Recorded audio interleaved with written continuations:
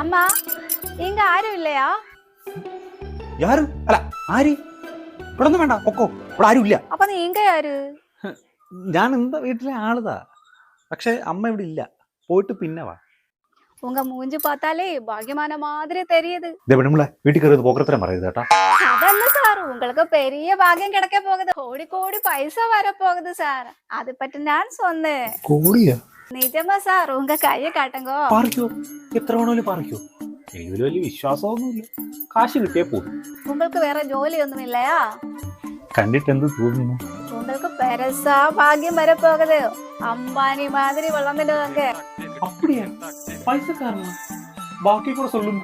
ഇരത്തി പറക്കുന്ന വിമാനം വരെ വാങ്ങാനുള്ള കൈ ഇത്. അഴകാന പൊണ്ടാട്ടി വരപ്പോകത്. പൊണ്ടാട്ടിയോ? പൊണ്ടാട്ടി ഉണ്ടോ?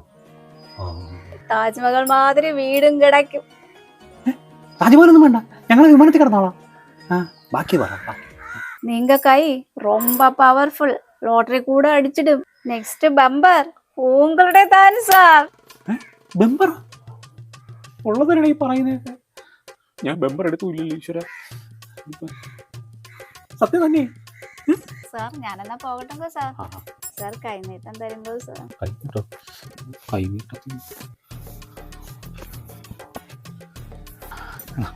2 രൂപയുണ്ട് കൈനീട്ടം. എന്നാ സാർ ഇത് 2 രൂപയാ? ബമ്പർ പോട്ടിട്ട് എപ്പോഴാന്ന് വെച്ചാൽ തരാം, ഫുള്ള് തരാം. പൊക്കോ. ഈ പോയിട്ട് വീടിന്റെ പണയം വെച്ചിരിക്കുന്ന ആധാരം തിരിച്ചെടുക്കണം.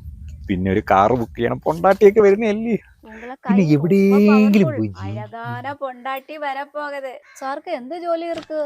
എന്ത് ജോലി ആയാലും അതൊക്കെ റിസൈൻ പണ്ണുമ്പോ അതുക്കും മേലെ ഭാഗ്യം വരപ്പോകത്. അംബാനി പോലെ ആയിടും. ഉയരത്തെ പറക്കുന്ന വിമാനം വാങ്ങുന്ന കൈ ഇത്.